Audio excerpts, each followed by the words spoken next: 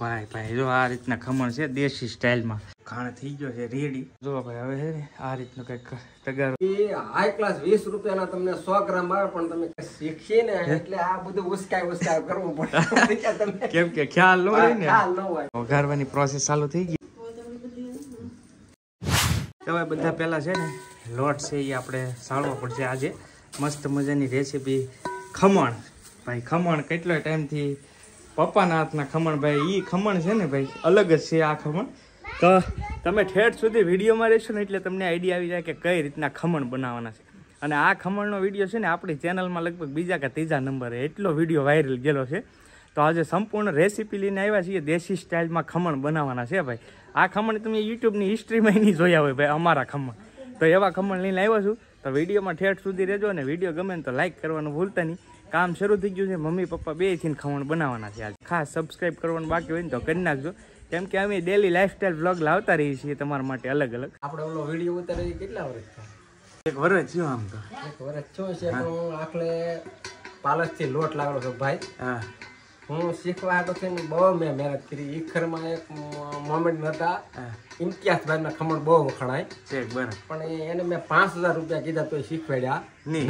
હા, હું શેરડી કાપતો હું એની પાસે તારી બાને સોરાય ગયો શીખવાડ્યા નહીં મને. હા બરાબર.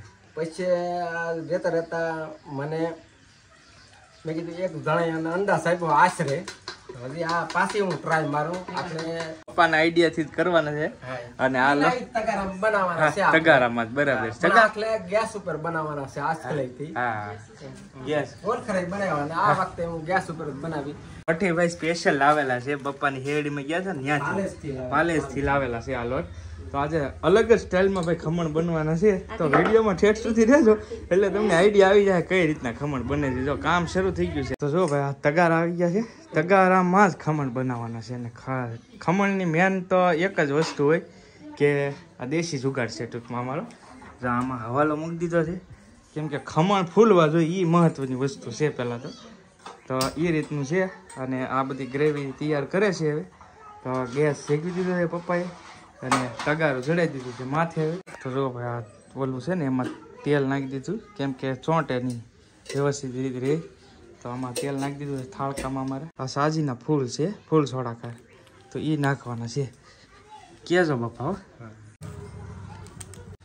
જો ભાઈ તમારી નજર સામું કેટલો લોટ હતો ને કેટલી ખમણ થઈ ગયા. તપેલી આખી ભરાઈ ગઈ છે. જો ભાઈ જો આ રીતના ખમણ છે દેશી સ્ટાઇલમાં. ભાઈ કઈ ઘટે નહીં. હવે જેવા થાય એવા હાસું પણ હોય 100% તો ફૂલ છે. કેમ કે તપેલી જોતા જ એમ લાગે. તમે જોયું જશે તપેલીમાં કેટલો લોટ હતો અને કેટલા ખમણ થઈ ગયા, ફૂલી ગયા. અને ભાઈ આ પાણી મૂકી દીધું છે. પાણી તો મૂકવું જ પડે. એની ઉપર હવાલો છે. આ દેશી સ્ટાઇલમાં છે. કેમ કે ખમણ બનાવવાની જે પેલી આવે ને કાંઈક શું કહેવાય એ તો ખ્યાલ નથી. છે નહીં અમારી પાસે અવેલેબલ. એટલે આ દેશી જુગાડ છે બધો તગારામાં. એમ કેમ કે આ ખમણ બનાવવાનું સ્પેશિયલ કાંઈક આવે એક વાસણ એ છે નહીં આપણી પાસે. એટલે દેશી જુગાડ કરીને ખમણ બનાવવાના છે. પણ કાંઈ ઘટે નહીં એવા કાંઠિયાવાડી સ્ટાઇલ. ભાઈ એક ખાણ થઈ ગયો છે રેડી. મૂકવી છીએ હવે પછી ખ્યાલ આવે કઈ રીતનો થાય. જો ભાઈ હવે છે ને આ રીતનું કંઈક તગારો છે એ તગારામાં મૂકી દીધું. અને ત્યાર પછી દેશી જુગાડમાં આ તગારું ઉપર ઢાંકવાનું. આ રીતની કંઈક ખમણ છે. અને હવે અમુક સમય સુધી આને એમને રહેવા દેવું પડશે. કેમ કે ત્યાં સુધીમાં પાકી જાય. તો જો આ રીતનું કંઈક મૂકી દીધું છે ભાઈ તગારું. જો આની ઉપર છે ને વજન મૂકી દીધો છે એટલે એના ઓહાપે પકાવવા પડે આને. એટલે આના ઉપર વજન મૂકી દીધું છે જેથી કરીને ઓહાપ છે એ બહાર ન નીકળે હવા. તો એ રીતનું છે. હવે આને અમુક સમય સુધી આપણે પાકવા દઈએ. ત્યાર પછી તમને મળીએ આગળ કઈ રીતનું રિઝલ્ટ આવે છે એ જોઈએ. તો આપણા ખમણ છે એ હવે થોડીક જ વારમાં રેડી થઈ જાય. તો એ પહેલાં આ બધા વઘાર માટેનું તૈયાર કર્યું છે પપ્પાએ એવું છે. અને ખાસ અમે એક ધાણા ભૂલી ગયા છીએ આખા છે ને. આનો લોટ ઉપર પણ ઘણું બધું ડિપેન્ડ હોય.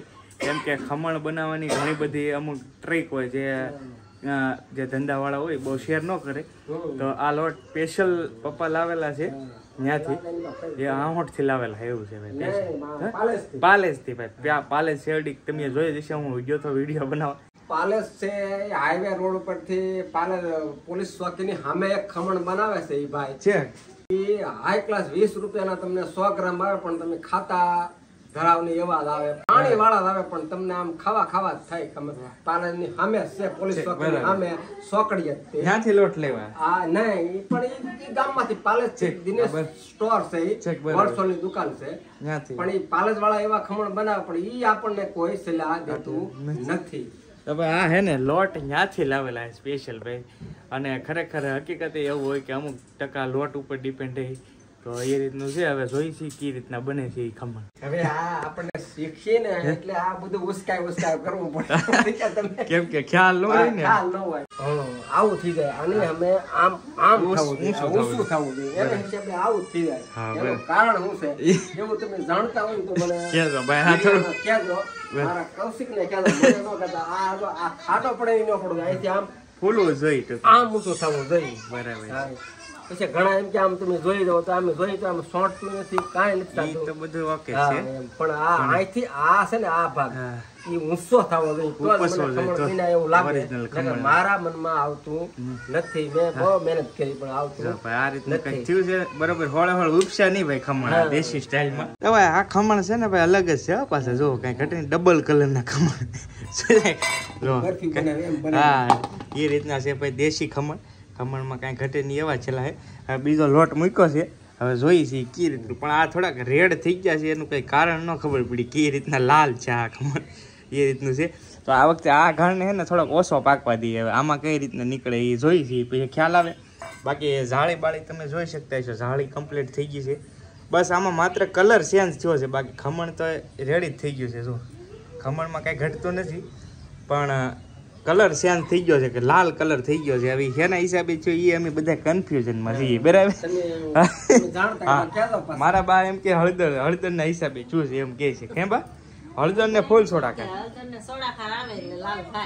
મારા બાનું એવું કેવું છે, અને પપ્પાનું ને મારું એવું કેવું છે કે ભાઈ હળદર તો હોય જ ખમણમાં, કેમ કે તો પીળા થાય ખમણ. તો હવે તમારે જ કમેન્ટમાં કહેવાનું છે કે ભાઈ કઈ રીતનું હોય, આ હોય કે ન હોય. આને આ બે હિસાબે અમને લાલ છે એવું લાગે છે ખમણ.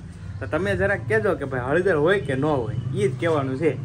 આ લોટ પાછો અલગ થયો છે. જો આમાં આ અલગ સિસ્ટમમાં છું છે ભાઈ. બેમાં ફેર તો છે ભાઈ ઘણો. આ રેડ ટોન પકડ્યો છે, આમાં ઓછો લાલ થયો છે. જો બાકી આ ઓરિજિનલ ખમણ છાવે ને એવું લાગે છે. જો બાકી સેજ લાલ કલર તો છે જ, બાકી આ ખમણ છાવે એવું લાગે. આમાં થોડોક લાલ કલર થઈ ગયો છે, બાકી બીજું કાંઈ છે નહીં.